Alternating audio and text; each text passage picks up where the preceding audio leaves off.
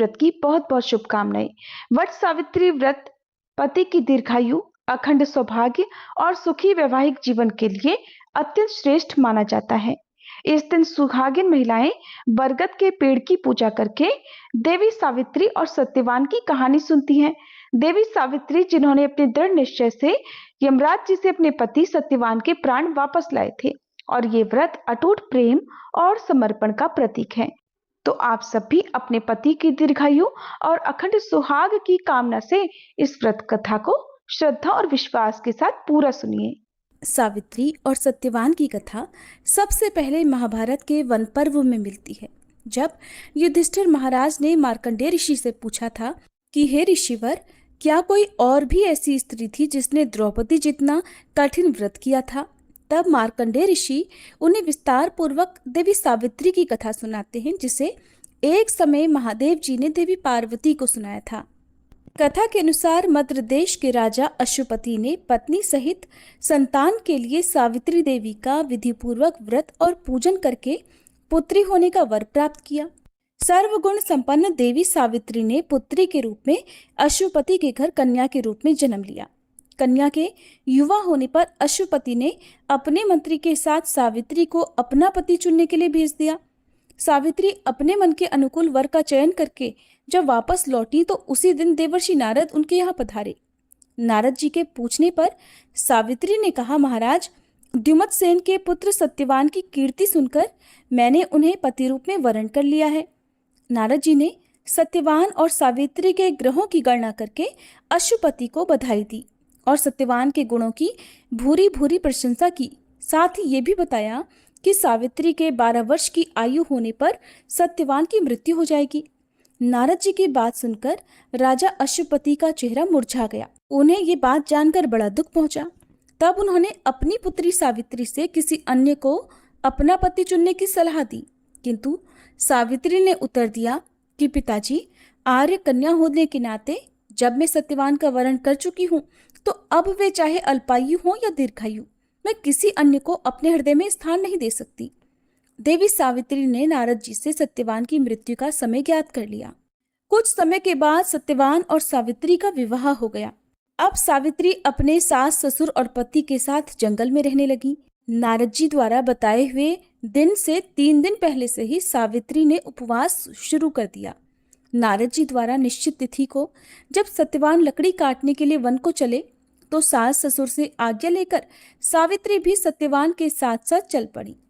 Satyavan one में पहुंचकर लकड़ी काटने के लिए वृक्ष पर चढ़े। वृक्ष पर चढ़ने के बाद उनके सिर में भयंकर पीड़ा होने लगी। सत्यवान पेड़ से किसी तरह नीचे उतरे। सावित्री ने उन्हें वट के पेड़ के नीचे लिटाकर उनका सिर अपनी गोद में रख लिया। सावित्री समझ गई थी कि अब उनके पति की मृत्यु का समय नजदीक आ पहुंचा है, किंतु वे बिल्कुल भी विचलित नहीं हुई। देखते ही देखते यमराज जी ने ब्रह्मा जी के विधान के रूपरेखा को सावित्री के सामने स्पष्ट किया और सत्यवान के प्राणों को लेकर चल पड़े। कहीं कहीं पर कुछ कथाओं में ऐसा भी उल्लेख मिलता है कि वटवृक्ष के नीचे लेटे हुए सत्यवान को सांप ने डस लिया था। सावित्री सत्यवान को वटवृक्ष के ही नीचे लिटाकर यमराज के पीछे पीछे चल पड़ी। पीछे आती हुई सावित्री को यमराज ने वापस लौट जाने का आदेश दिया, किंतु देवी सावित्री ने विनम्रता पूर्वक कहा कि महाराज, जहां पति जाते हैं वहीं पर पत्नी को भी जाना चाहिए। यही पत्नी धर्म है और यही मर्यादा है। ऐसा कहकर सावित्री यमराज के पीछे पीछे चलने लगी। सावित्री की धर्मनिष्ठा से प्रसन्न होकर यमराज बोले कि पति के प्राणों के अलावा कुछ भी मांग लो। सावित्री ने यमराज से अपने सास ससुर के आंखों की ज्योति और दीर्घायु मांगी। यमराज तथास्तु कहकर आगे बढ़ गए। सावित्री फिर भी यमराज जी का पीछा करती रही, उनके पीछे पीछे चलती रही।